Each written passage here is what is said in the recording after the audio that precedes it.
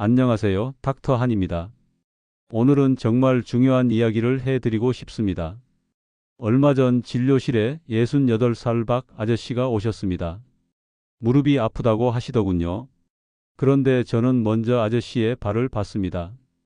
발 뒤꿈치가 딱딱하게 굳어 있고 곳곳에 갈라진 상처가 있었습니다.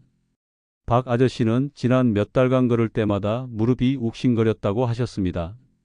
특히 아침에 일어나서 첫 걸음을 내디딜 때가 가장 심했다고 하더군요. 다른 병원에서는 무릎 연골이 닳았다며 주사를 맞으라고 했다는 거죠.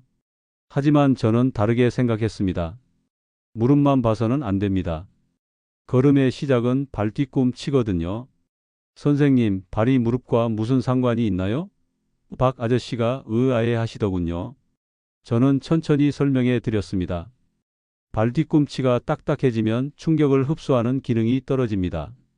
그러면 걸을 때마다 그 충격이 고스란히 무릎으로 전달되는 거죠. 마치 딱딱한 신발 밑창으로 아스팔트를 걷는 것과 같습니다. 박 아저씨의 표정이 점점 진지해졌습니다. 그동안 발 뒤꿈치 갈라짐은 그냥 나이 들면서 생기는 자연스러운 현상이라고 생각했다고 하시더군요. 양말이 자꾸 찢어지고 슬리퍼 신기도 불편했지만 대수롭지 않게 여겼던 거죠. 하지만 그게 아니었습니다. 발 건강이 곧 관절 건강이었던 겁니다. 저는 박 아저씨께 말씀드렸습니다. 아저씨, 발 뒤꿈치를 만져보세요. 딱딱하죠? 이 딱딱한 발이 무릎을 망치고 있는 겁니다. 박 아저씨는 자신의 발 뒤꿈치를 만져보시더니 깜짝 놀라셨습니다. 정말 돌처럼 딱딱했거든요. 그 순간 박 아저씨의 얼굴에 걱정이 스쳤습니다. 충격 흡수 기능을 잃은 발바닥은 고스란히 무릎에 하중을 보냅니다.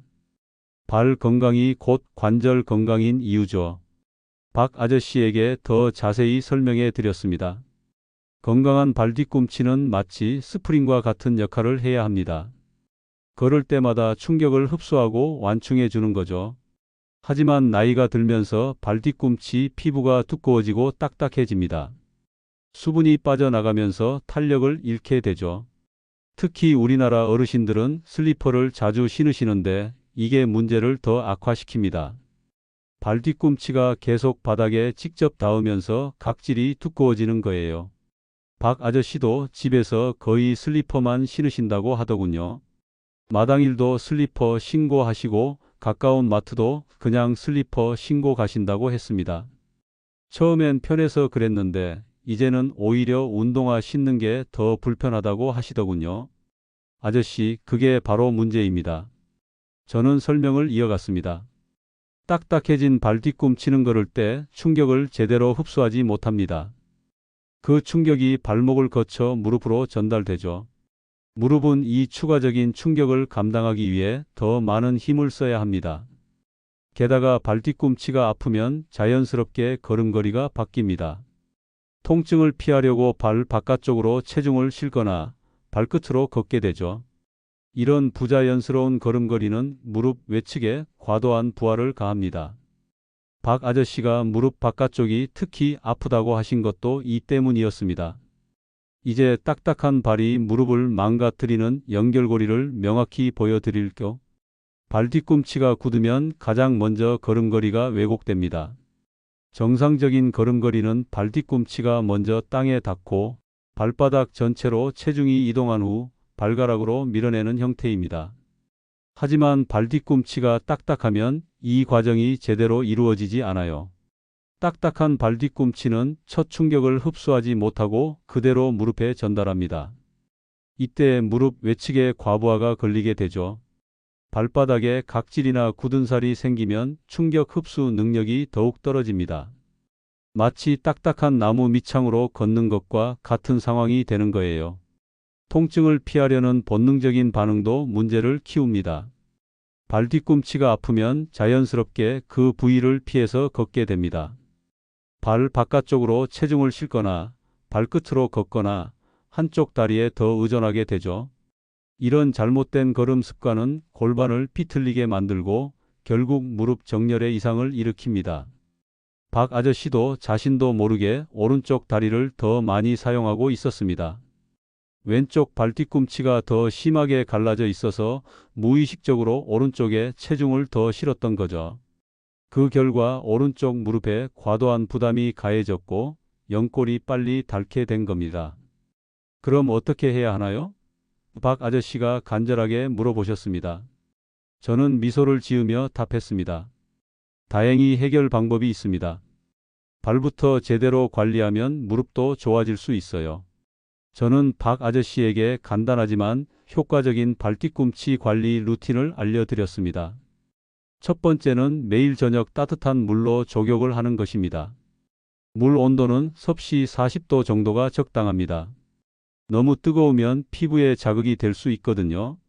족욕을 10분 정도 해주세요. 저는 설명을 이어갔습니다.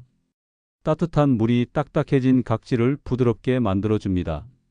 동시에 발 혈관의 순환도 개선되죠. 혈액순환이 좋아지면 발 피부에 영양과 수분이 더 잘 공급됩니다. 두 번째는 수건을 이용한 발바닥 스트레칭입니다. 족욕 후 발이 따뜻할 때 하는 게 가장 효과적이에요. 수건을 발가락에 걸고 다리를 쭉 펴서 당겨주는 동작입니다. 이 동작은 아킬레스건과 종아리 근육을 이완시켜 줍니다. 왜 종아리 근육을 풀어야 하나요? 박 아저씨가 궁금해 하시더군요. 종아리 근육이 경직되면 발목 움직임이 제한됩니다. 그러면 발뒤꿈치에 더 많은 부담이 가해지죠. 반대로 종아리 근육이 유연하면 발목이 자유롭게 움직여서 무릎 관절에 가해지는 압력도 분산됩니다. 세 번째는 일주일에 한 번 정도 발뒤꿈치 크림을 발라주고 각질을 제거하는 것입니다. 각질 제거는 너무 자주 하면 오히려 피부가 더 두꺼워질 수 있어요. 부드럽게 문지르는 정도로 충분합니다. 박 아저씨는 이 간단한 루틴이 정말 효과가 있을지 반신반의 하시더군요. 하지만 저는 확신했습니다. 발이 편해지면 무릎도 편해질 거라고 말이죠. 몇 달 후 박 아저씨와 비슷한 상황에 72살 윤 여사가 진료실을 찾아오셨습니다. 윤 여사는 발뒤꿈치 갈라짐 때문에 걷기가 너무 고통스럽다고 하시더군요. 심지어 양말을 신을 때도 갈라진 부분이 걸려서 불편하다고 했습니다. 걷는 게 무서워요, 선생님. 윤 여사의 목소리에는 걱정이 가득했습니다. 발뒤꿈치가 갈라져서 아픈 것도 문제지만 그보다 더 큰 문제는 걷기를 꺼려하게 되었다는 점이었습니다. 활동량이 줄어들면서 전체적인 건강 상태도 나빠지고 있었죠. 윤 여사에게도 같은 루틴을 권했습니다. 매일 저녁 따뜻한 물 족욕, 수건 스트레칭, 그리고 주기적인 발뒤꿈치 관리를 꾸준히 해보라고 했습니다. 처음에는 반신반의 하시더니 한 달 정도 지나면서 변화를 느끼기 시작하셨습니다. 2달 후 윤 여사가 다시 오셨을 때는 표정이 완전히 달라져 있었습니다. 선생님, 무릎 통증이 많이 줄었어요. 다시 동네 한 바퀴 돌 수 있게 됐습니다. 윤 여사의 목소리에는 기쁨이 가득했습니다. 더 놀라운 것은 발뒤꿈치 상태였습니다. 딱딱하고 갈라져 있던 발뒤꿈치가 많이 부드러워져 있었어요. 갈라진 부분도 거의 아물었고 전체적으로 피부가 매끄러워졌습니다. 발이 편해지니까 몸도 가벼워진 것 같아요. 윤 여사는 이제 매일 산책을 나가신다고 했습니다. 예전에는 집 앞 마트만 가도 힘들었는데 이제는 공원까지 걸어가서 운동도 하신다고 하더군요. 발 건강이 회복되면서 전체적인 삶의 질이 향상된 거죠. 이제 여러분도 스스로 체크해 보실 수 있는 간단한 리스트를 알려드릴게요. 발 뒤꿈치에 굳은 살이나 갈라짐이 있으시다면 첫 번째 신호입니다. 특히 갈라진 부분이 깊어서 가끔 피가 나거나 아픈 경우라면 더욱 주의가 필요해요. 두 번째는 아침에 일어날 때 발바닥이 아픈 증상입니다. 잠자리에서 일어나 첫 걸음을 내디딜 때 발 뒤꿈치나 발바닥이 찌릿하게 아프다면 족저근막염의 초기 신호일 수 있습니다. 이는 발 뒤꿈치가 딱딱해지면서 나타나는 대표적인 증상이죠. 세 번째는 오래 걷거나 서 있을 때 무릎이 욱신거리는 증상입니다. 특히 무릎 바깥쪽이나 슬개골 아래쪽이 아프다면 발뒤꿈치 문제와 연관이 있을 가능성이 높습니다.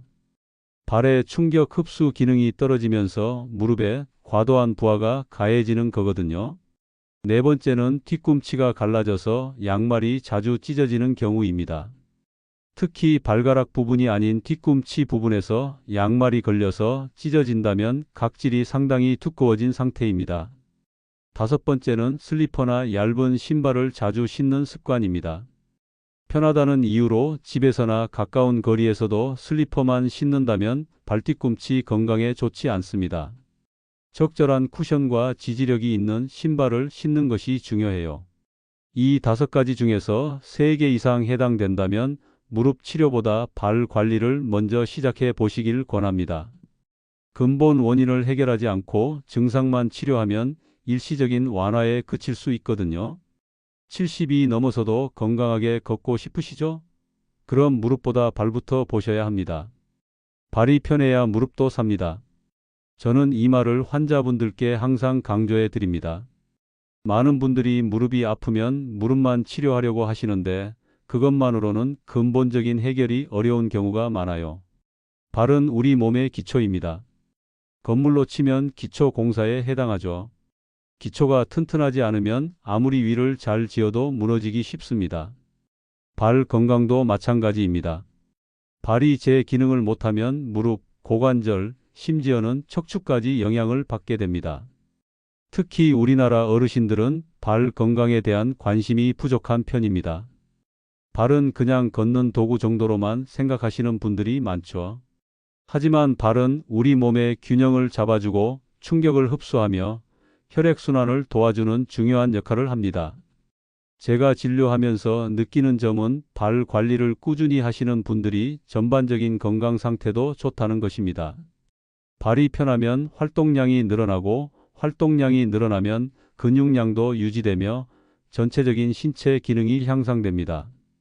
반대로 발이 불편하면 걷기를 꺼려하게 되고 활동량이 줄어들면서 근육이 약해집니다.